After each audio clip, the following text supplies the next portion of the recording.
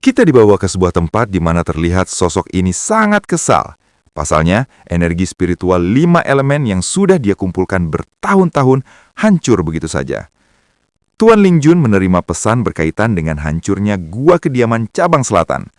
Lingjun menjadi sangat kesal karena terdapat begitu banyak prosedur konyol yang menyebabkan dia lambat menerima maklumat tersebut. Tuan Lingjun melakukan penyelidikan mengenai dalang yang meledakkan kediamannya.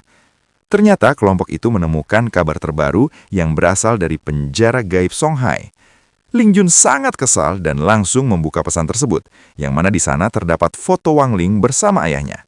Beralih ke kediaman keluarga Wang, sang ayah, Wang Situ, sedang mengalami krisis besar. Sebagai penulis terkenal, ia merasa terancam oleh kemunculan penulis-penulis baru.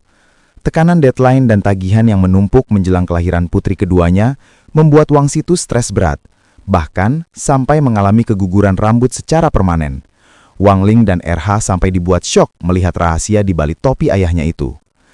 Melihat ayahnya kesulitan, Wang Ling mencoba menawarkan bantuan dengan kekuatannya agar sang ayah mendapatkan inspirasi instan. Namun dengan harga diri sebagai kepala keluarga, Wang Situ menolak. Ia ingin menyelesaikan naskah 2000 katanya dengan usaha sendiri sebagai bentuk tanggung jawab kepada keluarganya.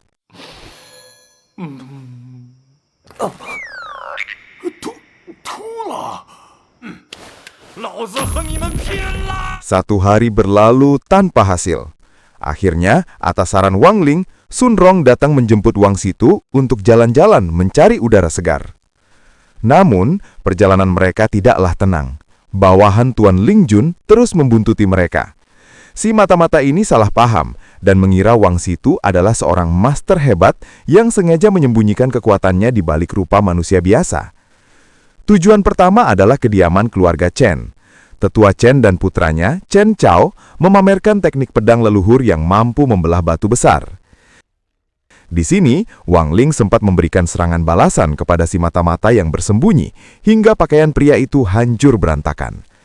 Namun uniknya, Tetua Chen justru menganggap tebasan Wang Ling masih terlalu lemah dan belum memiliki aura pedang.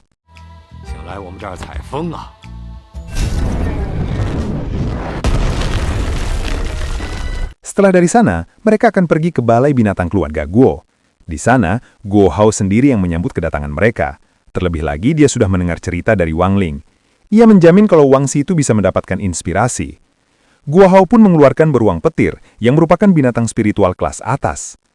RH sadar kalau keluarga Guo bukanlah keluarga sembarangan.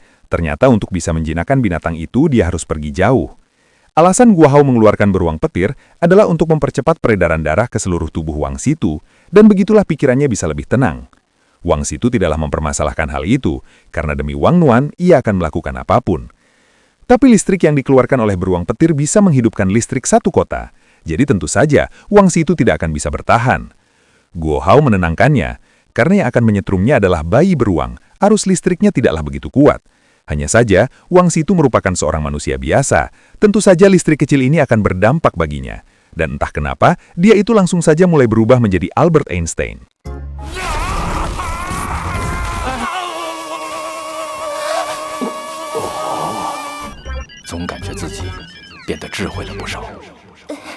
Sun Rong berencana untuk mengajaknya ke tempat lain, namun demi bisa kelahiran putrinya, ia akan menerima daya listrik yang lebih tinggi lagi, di mana itu adalah giliran jari induk beruang.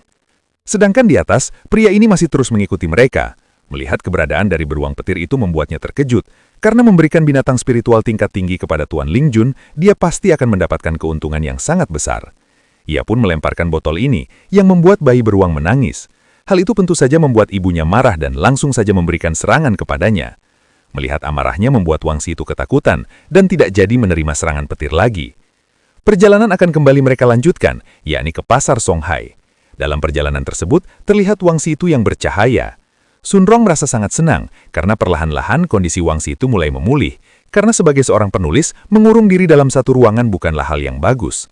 Melihat apa yang terjadi kepada Wang Situ, membuat RH ingin bertanya, mengapa dua manusia biasa mampu melahirkan dua kultivator hebat secara berturut-turut.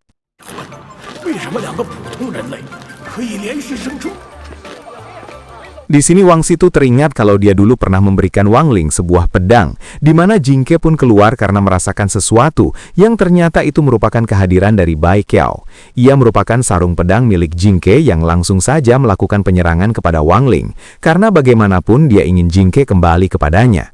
Berbagai serangan teruslah dia lancarkan. Terlebih lagi dia itu kesal karena sebagai adik, Jingke tidak pernah sekalipun mengunjungi dirinya, padahal mereka merupakan keluarga.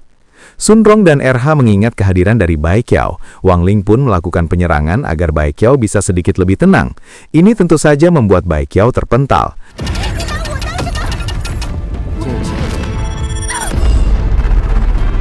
Ayah Wang Ling menenangkannya karena bagaimanapun yang bahaya di sini adalah dirinya. Ia pun meminta maaf kepada Bai Qiao karena bisa dikatakan dialah alasan mengapa Jingke dan Bai Qiao bisa berpisah, karena dulu ia tidak bisa membeli mereka berdua sekaligus.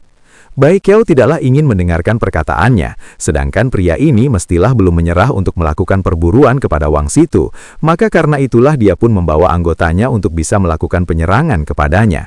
Di saat Wang Situ berbicara dengan Bai Qiao, kelompok tikus telah melakukan pengepungan kepada mereka. Di saat mereka hendak diserang, Jingke langsung saja bergabung dengan kakaknya yang mana itu seketika saja membuat kekuatan mereka mengalami peningkatan yang luar biasa. Selain berubah menjadi sarung pedang, kekuatan yang Jingke keluarkan juga tidak kalah hebat. Dan di saat mereka bersatu itulah ledakan besar tercipta yang membuat kelompok tikus terpental. RH baru tahu mereka bisa bergabung, dan begini mereka hanya perlu memberikan nama kepada pedang roh baru tersebut. Terlihat penampilan Jingke yang sudah sangat berubah. Wang Ling pun memberikan mereka nama sebagai Jingbai. Kelompok tikus menjadi sangat ketakutan, sedangkan Wang Ling meminta Jingbai untuk melakukan apa saja selama kelompok itu bisa hidup. Wang Ling juga tidak akan meladeni mereka dan akan menyerahkan semua ini kepada Zuoyi. Zuoyi setuju, terlebih lagi dua saudara itu harus menghabiskan waktu bersama. Jingbai. Oke, sekian dulu pada video kali ini. Untuk video selanjutnya akan segera hadir. Jadi bagi kalian yang ingin mengikuti series ini, langsung saja klik subscribe dan aktifkan loncengnya. Terima kasih yang sudah menonton video sampai habis. Jika kalian suka pada video ini, klik like dan share ke teman-teman kalian tentang channel ini. Dan ditunggu aja kelanjutannya. Oke, sampai jumpa di video selanjutnya.